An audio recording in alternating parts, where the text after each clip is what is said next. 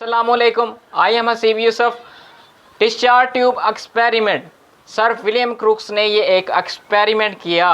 जब भी कोई काम करते हैं आप, तो उसके लिए कुछ सामान चाहिए होता है, कुछ ऑपरेटर्स चाहिए। इसी तरह एक्सपेरिमेंट करने के लिए कुछ चीज़ें चाहिए होती हैं। मिसाल के तौर पे अगर आप घर बनाते हैं तो उसके लिए क्या चाहिए? ईंटें चाहिए, सीमेंट चाहिए, इस तरह की चीज़ें आपको चाहिए होती हैं।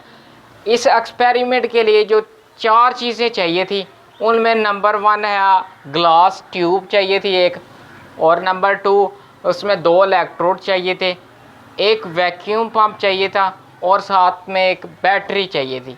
ये 4 चीज़ें थी। इन 4 चीज़ों को सर विलियम क्रूक्स ने क्या किया? आपस में कनेक्ट किया, जोड़ा आपस में। कैसे जोड़ा इनको आपस में?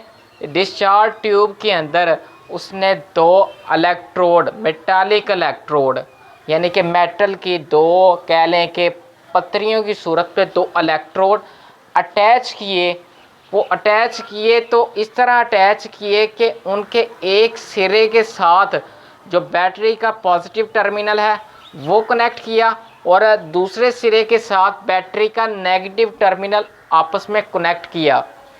ये कनेक्ट किया, उसके बाद उसने क्या किया? इसमें से जो प्रेशर है, वो प्रेशर कितना होना चाहिए? ज़्यादा होना चाहिए, कम होना चाहिए? उसके लिए एक पंप लगाया जिसको हमने कहा वैक्यूम पंप। ये वैक्यूम पंप की मिसाल ऐसे ही है जैसे हम क्या लगाते हैं, एक पानी के लिए हम टूटी लगाते हैं और हम नल खोलते हैं, और नल खोलने से हमें जितना पानी चाहिए होता है उतना पानी हम लेते हैं, उतना हम नल खोलते हैं। और ज़्यादा पानी हमें नहीं चाहिए होता तो इसलिए हम ज़्यादा पानी नहीं खोलते, हम ज़्यादा नल नहीं खोल सकते। तो सेम इसी तरह ही हमें जितना प्रेशर चाहिए ना उस डिस्चार्ज ट्यूब के अंदर, हमें वैक्यूम पंप उतना ही खोलेंगे, उतना ही प्रेशर जितना हमें चाहिए। सबसे पहले उसने एक ऑब्ज़र्वेशन की। सबसे पहली उसने क्या किया कि एक नॉर्मल जो प्रेशर है ना, उस प्रेशर के अंदर देखा तो कोई कंडक्शन नहीं हुई, इसके नतीजे में कोई भी मूवमेंट, कोई भी कंडक्शन नहीं हुई। फिर उसने क्या किया? वैक्यूम पंप की वजह से प्रेशर को कम किया। जब प्रेशर को कम किया तो उसमें फिर भी वो कंडक्शन नहीं हुई, तो प्रेशर को उसने 0.01 टॉर तक जब कम किया ना, तो फिर उसमें एक चमक प्रोड्यूस हुई, एक ग्लो प्रोड्यूस हुई। वो ग्लो कहाँ तक प्रोड्यूस हुई? वो चमक कहाँ से प्रोड्यूस हुई? वो चमक आपका जो नेगेटिव टर्मिनल था, जिसको हमने कहा कैथोड, कैथोड से एनोड की तरफ कुछ चमक, कुछ रेज निकली।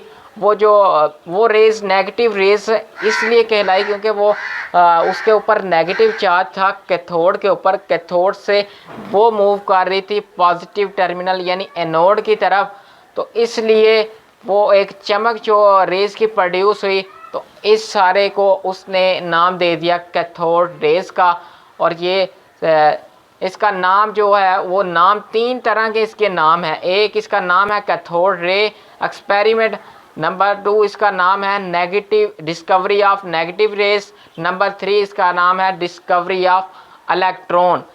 इसको कैथोड रेस क्यों कहा जाता है? कैथोड रेस इसलिए उसको कहा जाता है क्योंकि इस एक्सपेरिमेंट में जो रेस हैं वो कैथोड से मूव कर रही थी एनोड की तरफ, इसलिए इसको कैथोड रेस कहा जाता है। इसका नाम जो इलेक्ट्रॉन है, ये इलेक्ट्रॉन नाम 1886 के अंदर एक साइंटिस्ट स्टोनी, इसने इसका नाम रखा।